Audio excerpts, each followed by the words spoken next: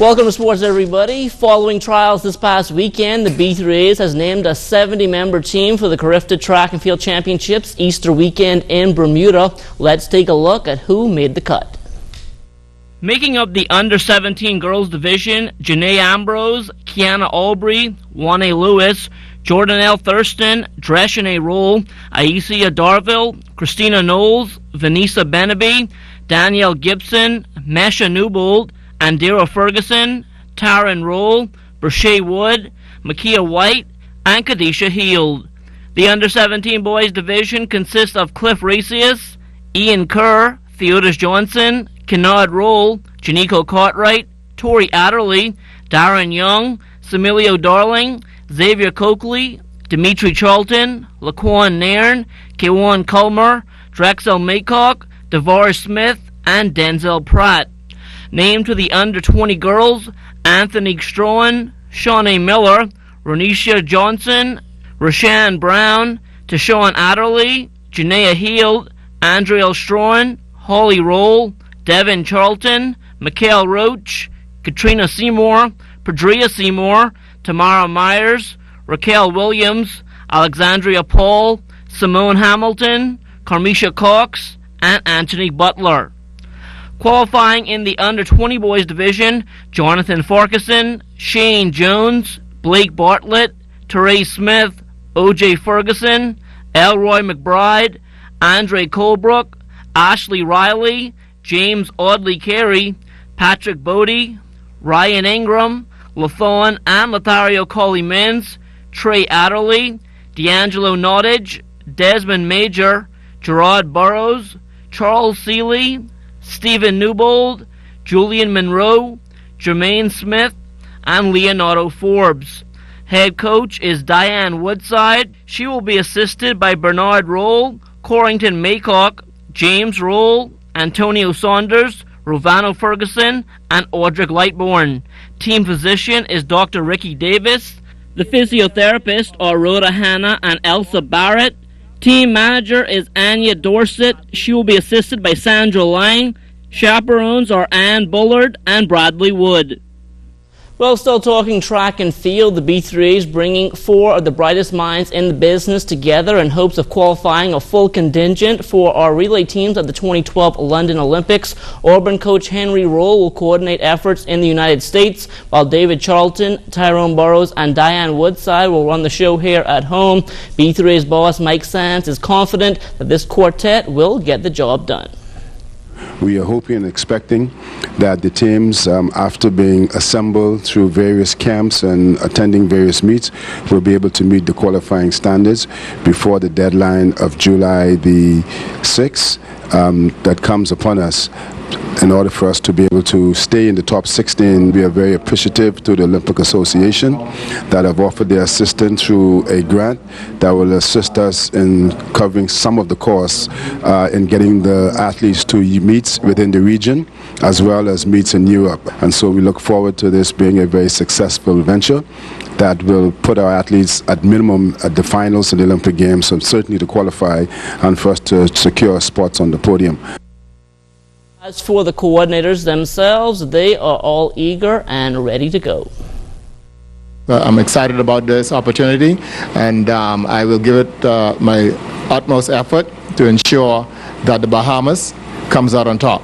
This gives us the opportunity to bring the veterans and the young athletes together to try to qualify 4 relay teams for the Olympics. I am up to the task, and I am very excited about being selected to be a part of possibly history.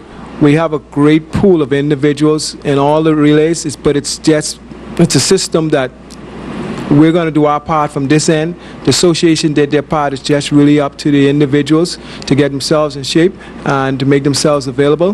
The Bahamas has had a tradition of great relay running, and I'm happy to be a part of carrying on that tradition internationally. What we want to do is try to start someplace with several individuals to create a pool and then try to meet certain qualifications. Our first initial meet we'll try is in Auburn, Alabama, then to the Penn relays. After that meeting, our team will make some assessment on where we go from there. Well, the local softball community in shock after the sudden death of Kent Drinks Forbes. Forbes fell out while playing with his Dozer heavy equipment team in the Masters Softball League on Saturday past. League President Lawrence Buddy Smith spoke to our Charles Fisher about the unfortunate turn of events. The game was around the fourth or fifth inning, and there was a double play situation where Forbes batted, and he was called out, which was being a third out in the inning, and I went back as the umpire to go back in my position, and I saw a fan, Goofy Branners, playing on the field. So when I turned around, there it was, I saw Ken down on his knees. So all of us ran there and tried to see what we could have done and all that kind of stuff. But I believe Bill Cracker Richardson, who works with the hospital people, he was doing his best, but he said he saw there, he had to call the ambulance right away. So we tried to resuscitate him with some cold water, try to cool him down because it was kind of humid out there at the time. So we tried our best, but I think, I believe, I was there when I heard him give a last gasp. That's a possibility. I don't exactly know what that means. But he, as far as I'm saying, I don't know, I'm not too sure if he was conscious at the time or not. But I got the news back about half an hour to an hour ago afterwards is that he passed away. He had a massive heart attack. The news coming as a shock to his family, especially his oldest of 5 kids, Ken Forbes Jr. My sister got the call, and she came in the bathroom, banged on the door, and told us we need to run to the hospital because, Daddy's in the hospital. So we waited till Mommy came, and then we all just went to the hospital. Still trying to figure out what's going on. For a person to be active in sports, is surprised? Very surprised. Even now, I'm still shocked because, Daddy would always be active. He's always going, always playing ball. And, when I first heard the news, I thought it was just heat exhaustion because he's always going, and he's always there for people. So I just thought, okay, it's not a big deal. It's just heat exhaustion, he'll be fine. And then to actually hear the story that, he fell out on the field and that pretty much he died right there on the spot. It's a shock. Now, condolences going out to the Forbes family from the ZNS Total Sports team and the entire softball community. Kent Drinks Forbes was 51 years old. And finally, in this segment, the 3rd annual Caribbean Law Enforcement Basketball Tournament coming to a close on Saturday night at the Kent Isaacs Gym. The Royal Bahamas Police Force once again taking home the title, beating the Royal Bahamas Defence Force 76-70.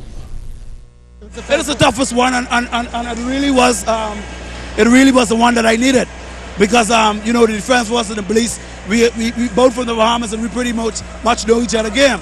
So it wasn't like we was playing someone who don't know what to expect from us. So I expected them to give us a run, but my guys went up 9 points in the 3rd quarter, and they felt the game was over. So I had to call a quick timeout and allow them to settle down. And when it came to the end, we was able to pull it off. Every time the police play the defense force, it's be a big deal.